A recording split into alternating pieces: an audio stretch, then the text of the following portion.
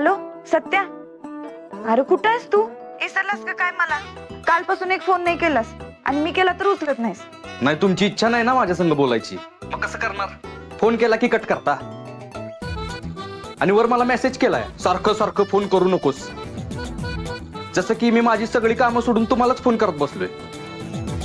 हे बघा वाघमारे, तुम्हाला जर बोलायचं नसेल ना तर डायरेक्ट सांगा, नाही करत मी फोन. अरे सत्या,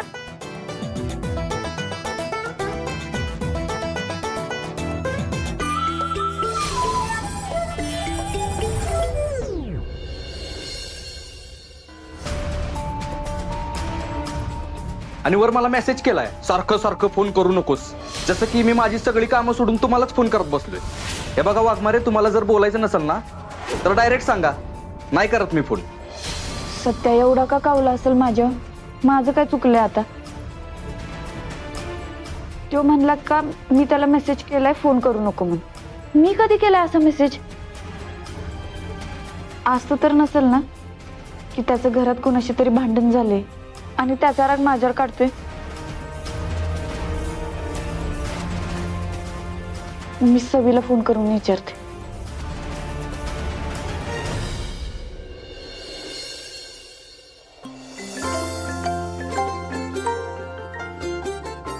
हॅलो मंजू वहिनी, कसे आहेत तुम्ही? आईची तब्येत कशी आहे आता?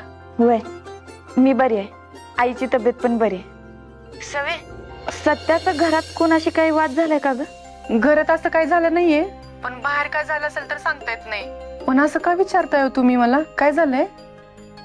अगं मगाशी आमचं बोलणं झालं फोनवर, तर लई रागारागात बोलला माझ्याशी. मला वाटलं का घरात काय झालं असेल, काय कारण कळलं नाही. अगं मगाचपासून तोच विचार करत बसले.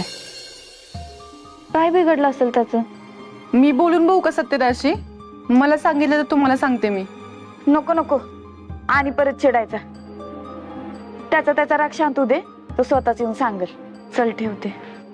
ठीक आहे.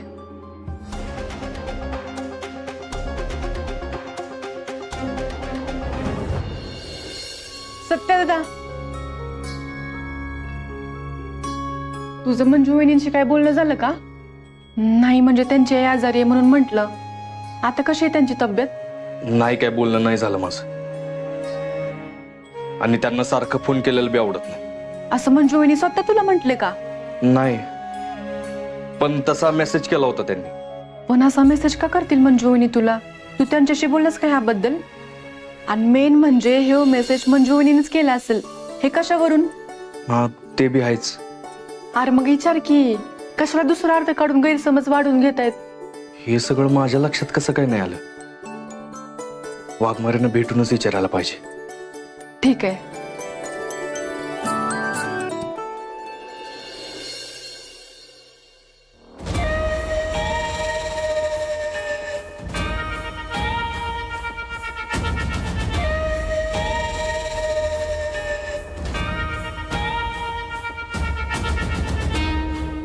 काय मग सुनंदाबाई,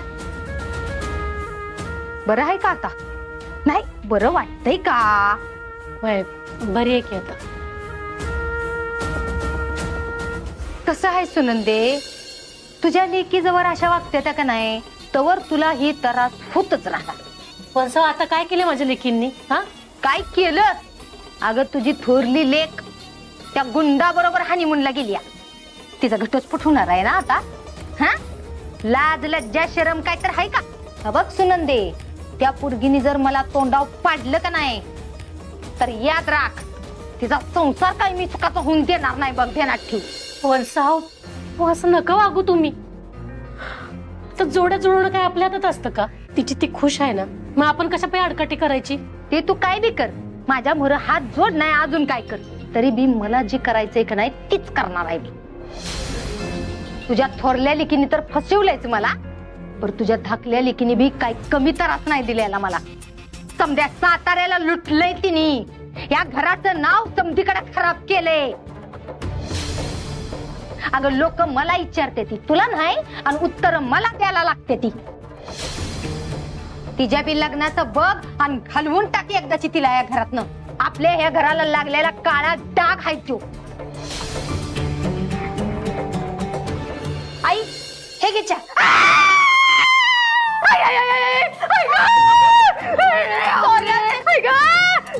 अमृत चावतून मारतीस का मला? सॉरी ते चुकून माझा तोल गेला अगं. तोल गेला काय? तुझा तोल कसा काढते बघ की आता.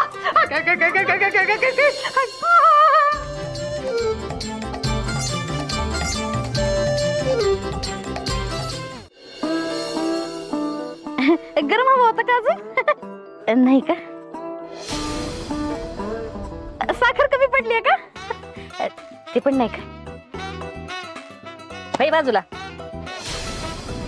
मम्मी जरा शंका व्यक्त करून तुमचा मूड ठीक करू का? बोल काय ती. समजा तुमची ती नेबर सून इकडे परत आलीच नाही तर?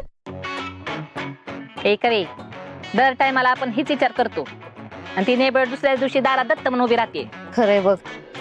म्हणजे आधी कसं मम्मीचा जरा वचक बी होता. सत्याभाऊजी शब्द बाहेर नव्हते बिलकुल. आता काहीच वचक राहिला नाही बघ. आता ऍक्सिडेंटल जो घरी आले नाहीत का नाही तर सत्याभाऊजी स्वतः जातील त्यांना आणायला. अशी परिस्थिती बघा. हे सपने हाण का तुझा नाकाचा शेंडा. हा गबसतीस का जरा. आणि माझ्या लेकावर पूर्ण वचक आहे. तो माझ्या शब्दाबाहेर जात नसतोय. सत्या कुठं चाललास? आलो जरा वाघमाऱ्यांकडे जाऊन. थांब. का ग मम्मी, का थांबवलंस? सत्या माझी काळजी घ्यायला तू घरी थांबणार आहेस म्हणला होतास ना. तुझा बाप तर काय माझी काळजी घेत नाही. आता ही मोडेलं कंबरड घेऊन मी समज करते बघ.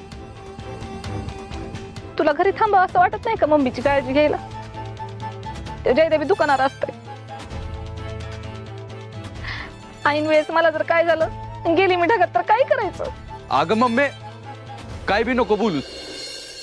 मी काही जास्त वेळ नाही जाणार. लगेच जातो आणि लगेच येतो. लईच बदललायस बघ तू. समधी म्हणत होती का लगीन झाल्यावर पोरं बदलतात म्हणून. पण मला वाटलं तू नाही बदलायचा. पण मला खोटं ठरवलंच बघ. अगं मम्मी नाही मग मिनटं मी आता अशा अवस्थेत माझी मी एकटीच राहते बाबा. काय करायचंय? आय आय आय ग आधीच कंबरड मोडलंय माझं. ए होई बाजूला. अरे देवा पांडुरंगा. सत्या आधी कसं तू माझ्यावर लक्ष द्यायचा. मम्मी काय झालं काय नाही विचारायचंस. पण आता बघ समज विसरलास बघ तू. जाऊ दे बाबा जा. बायकोला भेटायला जायचे ना. उशीर होईल तुला. जा तू. जाते माझं नाही. अगं मम्मी अगं सावकाश की जरा. दुखतंय का? सवे काल अगं ती माणसं आली होती बघ. मायाला काहीतरी प्रमुख पाहुणे म्हणून बोलवायचं होतं. अगं